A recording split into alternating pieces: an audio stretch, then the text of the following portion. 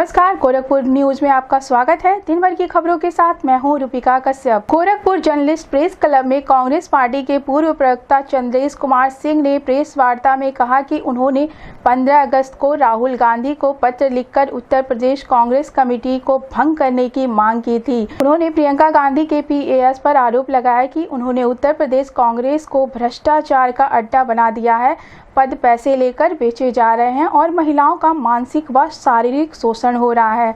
चंद्रेश ने कहा कि यह बातें कार्यकर्ताओं में चर्चा का विषय बनी हुई थी। राहुल गांधी डरो मत का संदेश देते हैं, लेकिन पार्टी में आंतरिक लोकतंत्र की हत्या हो रही है। उन्होंने पत्र में मांग की थी कि कांग्रेस को संदीप सिंह के प्रभाव से मुक्त किया जाए, लेकिन कोई जवाब नहीं मिला। चंद्रेश ने पत्र को सोशल मीडिया पर वायरल किया, जिससे भाजपा प्रवक्ता संबित पात्रा ने इसे ट्वीट किया। इसके बाद कांग्रेस कर्ताओं ने कार्रवाई की मांग शुरू कर दी। मामले की जांच के लिए राजस्थान के पूर्व सांसद कुंवर भंवर के नेतृत्व में एक कमेटी बनाई गई, जिसने अनियमितता और भ्रष्टाचार की पुष्टि की। राहुल गांधी के सफल दौरे से पहले कार्यकर्ताओं ने विरोध किया, जिसके बाद आनन फानन में उत्तर प्रदेश कांग्रेस कमेटी को भंग कर दिया गया।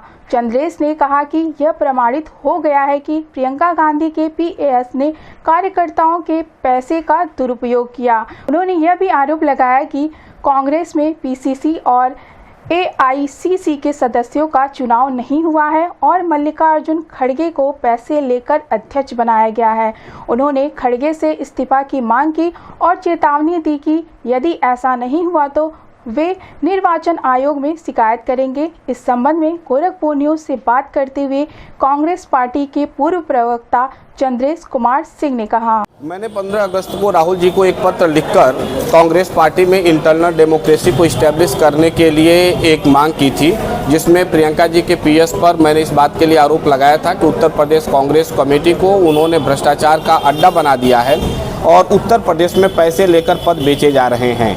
और यही नहीं, यहाँ तक कि महिलाओं को पद का लालच देकर उनका मानसिक और शारीरिक शोषण करने की भी खबरें कार्यकर्ताओं के बीच चर्चा का विषय बना रहा और ये काफ़ी गंभीर विषय था। मुझे लगा कि राहुल गांधी जी कहते हैं डरो मत, और देश के अंदर कांग्रेस पार्टी में आंतरिक रूप से लोकतंत्र की इस प्रकार से हत्या हो रही है, जिसे कभी भी स्वीकार नहीं किया जा सकता। और मैंने राहुल जी को पत्र लिखकर, ये पत्र आपके सामने है, मैं आपको दे दूंगा। पत्र के माध्यम से मैंने स्पष्ट रूप से कहा था कि उत्तर प्रदेश कांग्रेस कमेटी को संदीप सिंह के दुष्प्रभाव से आप मुक्त करिए।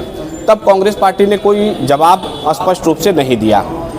सोशल मीडिया में यह पत्र वायरल हुआ, मैंने खुद वायरल किया, इसलिए कि जब राहुल गांधी जी ने 1 महीने तक जवाब नहीं दिया तो मेरी मजबूरी थी कि मैं मीडिया के माध्यम से, सोशल मीडिया के माध्यम से ये बात उन तक पहुंचाऊं। जो बात संबित पात्रा जी तक पहुंची और उन्होंने अपने सोशल मीडिया हैंडल से उसको ट्वीट करने का काम किया, फेसबुक पर भी उन्होंने डाला, जिसके बाद यह तेज़ी से लेटर वायरल होने लगा। आज़ाद भारत के इतिहास में आज तक इतना कोई भी लेटर, जो राजनीतिक लेटर है, वायरल नहीं हुआ था।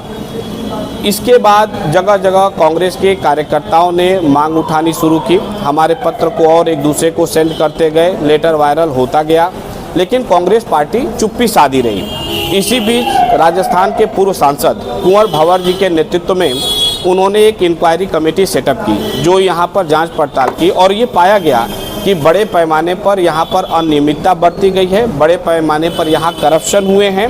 और इस बात को दृष्टिगत रखते हुए कांग्रेस पार्टी ने आगे की कार्रवाई बढ़ाती, तब तक प्रियंका जी और राहुल जी के खेमे में आपसी आंतरिक जो है एक तरह से क्लेश, खलबली मचा, जो मामला मैटर में आया, पब्लिक के बीच आया, कांग्रेस के कार्यकर्ताओं के बीच आया।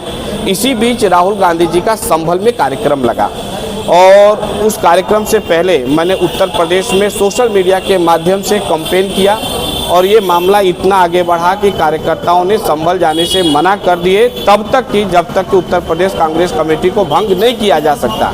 जब उनकी अपनी प्रतिष्ठा पर चीज़ें सामने आई, तब उन्होंने आनन फानन में उत्तर प्रदेश कांग्रेस कमेटी को भंग किया और ये बात प्रमाणित हो गया कि उत्तर प्रदेश की वर्तमान कांग्रेस कमेटी, जिसको प्रियंका गांधी जी के PS चला रहे थे, उन्होंने कार्यकर्ताओं के पैसे से अपना परिवार चलाया है और बड़े पैमाने पर आर्थिक अनियमितताएं बरती है कांग्रेस दफ्तर के अंदर। न सिर्फ अनियमितता बरती है, जबकि लोकतंत्र की भी हत्या कांग्रेस पार्टी ने उत्तर प्रदेश में करने का काम किया है। मैंने इसमें एक और सवाल उठाया सवाल मेरा ये था कि उत्तर प्रदेश में कहीं भी पीसीसी मेंबर और एआईसीसी मेंबर का इलेक्शन नहीं हुआ है, और यदि हुआ है तो राहुल गांधी जी बता दें कि उनका चुनाव कब और कहां हुआ। मल्लिकार्जुन खड़गे साहब बताएं कि उनका चुनाव कब हुआ, प्रियंका जी बताएं कि उनका चुनाव कब हुआ। 12,000 रुपया लेकर पीसीसी मेंबर और 25,000 रुपया लेकर एआईसीसी मेंबर उत्तर प्रदेश में बनाए गए, और इसका पूरा साक्ष्य है। और यदि उत्तर प्रदेश में एआईसीसी पीसीसी मेंबर का ही चुनाव नहीं हुआ तो राष्ट्रीय अध्यक्ष का चुनाव ऐसे ही असंवैधानिक है। और इसलिए मैं आपके माध्यम से मांग करता हूं कि मल्लिकार्जुन खड़गे साहब राष्ट्रीय अध्यक्ष के पद से इस्तीफा दें, अन्यथा मैं निर्वाचन आयोग में इसकी शिकायत करूंगा, और तब तक इस मामले को मैं खत्म नहीं होने दूंगा जब तक कि जनता के सामने दूध का दूध और पानी का पानी न हो। गोरखपुर के दीवानी न्यायालय में मानसिक रूप से बीमार और बौद्धिक रूप से अक्षम व्यक्तियों के लिए विधिक सेवा इकाई LSUM के गठन एवं संचालन पर 2 दिवसीय प्रशिक्षण कार्यक्रम का शुभारंभ जनपद न्यायाधीश तेज प्रताप तिवारी ने किया। जिला विधिक सेवा प्राधिकरण गोरखपुर ने इस इकाई का गठन किया है, जिसके उद्देश्य ऐसे व्यक्तियों को उनके कानूनी अधिकारों से अवगत कराना और उन्हें प्राप्त कराने में सहायता प्रदान करना है। जनपद न्यायाधीश एवं जिला विधिक सेवा प्राधिकरण के अध्यक्ष तेज प्रताप तिवारी के मार्गदर्शन में गठित इस इकाई के अध्यक्ष जिला विधिक सेवा प्राधिकरण के पदेन सचिव होंगे। समिति में पैनल अधिवक्ताओं, अधिकार मित्रों, पैरालीगल वॉलेंटियर के साथ साथ सेवानिवृत्त न्यायिक अधिकारी एवं अस्थायी लोक अदालत के पूर्व अध्यक्ष GK पांडे को भी सदस्य बनाया गया। इस अवसर पर जनपद न्यायाधीश ने कहा कि मानसिक रूप से बीमार और बौद्धिक रूप से अक्षम व्यक्ति कई कानूनी अधिकारों के हकदार होते हैं, लेकिन जानकारी के अभाव में वे इन अधिकारों का लाभ नहीं उठा पाते। इस समिति का मुख्य उद्देश्य ऐसे व्यक्तियों को उनके अधिकारों के बारे में जागरूक करना है और उन्हें सिविल, प्रशासनिक, आपराधिक आदि सभी प्रकार के मामलों में कानूनी सहायता प्रदान करना है। समिति के सदस्यों को क्षेत्र में ऐसे व्यक्तियों की पहचान करनी चाहिए और उन्हें उनके अधिकार दिलाने के लिए आवश्यक कदम उठाने चाहिए। उन्होंने मानसिक रूप से बीमार और बौद्धिक रूप से अक्षम व्यक्तियों के संदर्भ में कानूनी और नीतिगत रूपरेखा के बारे में भी विस्तार से बताया। इस अवसर पर अपर जनपद न्यायाधीश प्रथम, डिप्टी एवं असिस्टेंट न्याय रक्षक, legal and defence counselling system Gorakhpur, अन्य गणमान्य लोग उपस्थित रहे। इस संबंध में गोरखपुर न्यूज से बात करते हुए जनपद न्यायाधीश तेज प्रताप तिवारी ने कहा, आज का यह प्रशिक्षण माननीय उच्चतम न्यायालय के देखरेख में एक योजना लागू की गई है। वह योजना विधिक सहायता देने के लिए कि जो मानसिक रूप से अस्वस्थ हैं, जो बौद्धिक रूप से अक्षम हैं, उनको ये पता नहीं होता है कि उनका अधिकार क्या है। उनको न्यायालय के कार्यों में, अन्य विधिक संबंधित कार्यों में और उनके दिनचर्या में भी बहुत सी ऐसी ज़रूरतें उनकी होती हैं जहां उनका विवेक अपना काम नहीं कर पाता है, और ऐसे लोगों के लिए समाज में कोई ऐसी व्यवस्था नहीं है। बड़ा ही पवित्र भाव रखते हुए भारतीय संविधान के उद्देश्य को मूर्त रूप में साकार करने के लिए जो योजना चलाई गई है हमारे राष्ट्रीय विधिक सेवा प्राधिकरण द्वारा, और उनके माध्यम से राज्य विधिक सेवा प्राधिकरण के निर्देशानुसार हम लोग आज इसी प्रशिक्षण के कार्यक्रम के शुभारंभ में उपस्थित हूँ। कांग्रेस पार्टी द्वारा निवर्तमान जिलाध्यक्ष निर्मला पासवान के नेतृत्व में सोनिया गांधी के जन्मदिन के अवसर पर जिला अस्पताल में रक्तदान शिविर का आयोजन किया गया। इस दौरान निवर्तमान जिलाध्यक्ष निर्मला पासवान ने स्वयं रक्तदान किया। उन्होंने कहा कि आज यूपीए के चेयरपर्सन और कांग्रेस पार्टी के पूर्व राष्ट्रीय अध्यक्ष सोनिया गांधी का जन्मदिन है, जो हम सभी की प्रेरणा स्रोत है। उनके जन्मदिन को सद्भावना दिवस के रूप में मनाने के लिए इस रक्तदान शिविर का आयोजन किया गया। निर्मला पासवान ने कहा, रक्तदान महादान है। एक व्यक्ति के रक्तदान से 4 लोगों की जान बचाई जा सकती है। इस अवसर पर तौकीर आलम सहित कई अन्य लोग उपस्थित रहे। इस संबंध में गोरखपुर न्यूज से बात करते हुए कांग्रेस पार्टी के निवर्तमान जिला अध्यक्ष निर्मला पासवान ने कहा, आज यूपीए की चेयरपर्सन, पूर्व राष्ट्रीय अध्यक्ष, आदरणीय हम सबकी प्रेरणा स्रोत सोनिया गांधी जी की जन्मदिन है। उनके जन्मदिन के शुभ अवसर पर रक्तदान शिविर लगा करके उनके सभी जगह सद्भावना दिवस के रूप में मनाया जा रहा है।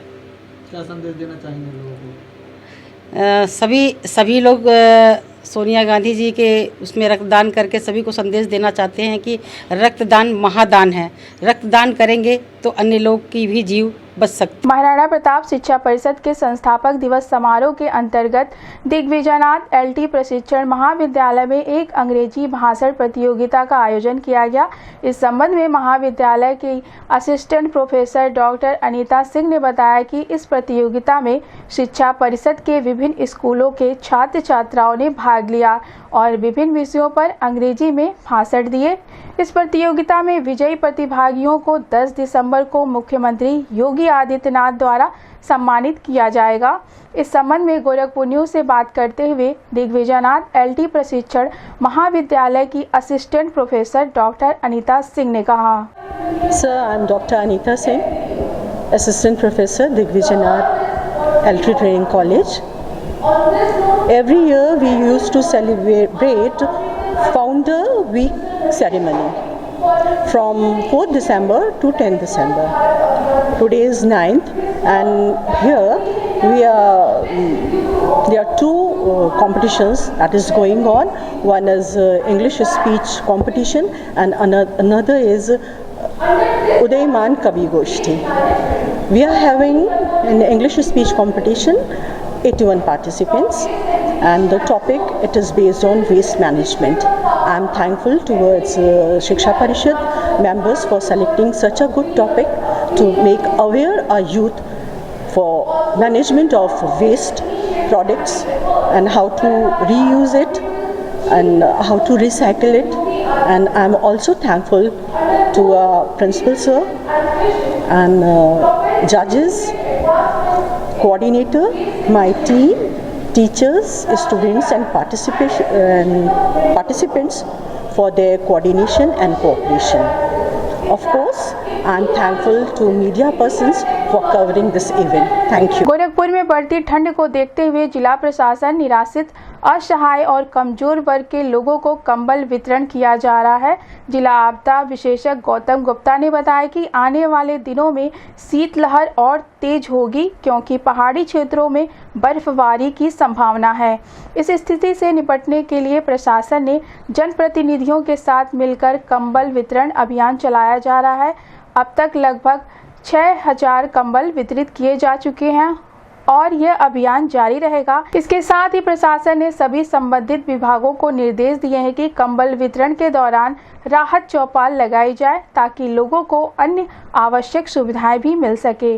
उन्होंने कहा है कि अक्सर लोग ठंड से बचने के लिए घरों में आग जलाते हैं, लेकिन कई बार इससे अग्निकांड की घटनाएं होती हैं, इसलिए लोगों को आग जलाते समय सावधानी बरतने के लिए भी जागरूक किया जा रहा है। इस संबंध में गोरखपुर न्यूज से बात करते हुए जिला आपदा विशेषज्ञ गौतम गुप्ता ने कहा। देखिए, शीतलहर अब धीरे धीरे बढ़ रहा है और अभी 11-12 तारीख के बाद से शीतलहर और तेजी से बढ़ेगा क्योंकि ये पूर्वानुमान प्राप्त है कि पहाड़ी क्षेत्रों में बर्फबारी होगी और जब बर्फबारी होगी तो निश्चित तौर पे जो हवाएं चलेंगी वो शीतलहर नीचे के हिस्से में बढ़ने की संभावना पूरी है। उक्त के दृष्टिगत जो भी निराश्रित, असहाय तथा कमजोर वर्ग के व्यक्ति हैं उन्हें माननीय जनप्रतिनिधिगण की उपस्थिति में उन्हें कंबल वितरण की कार्रवाई की जा रही है। इस समय लगभग तकरीबन 5,500 से 6,000 कंबल हम लोगों ने वितरित किया है और भी वितरण की कार्रवाई अभी आगे भी आगामी दिनों में चलती रहेगी जिससे कि किसी व्यक्ति को शीतलहर के दौरान दिक्कत ना होने पाए और सभी लोगों को कंबल उपलब्ध हो सके।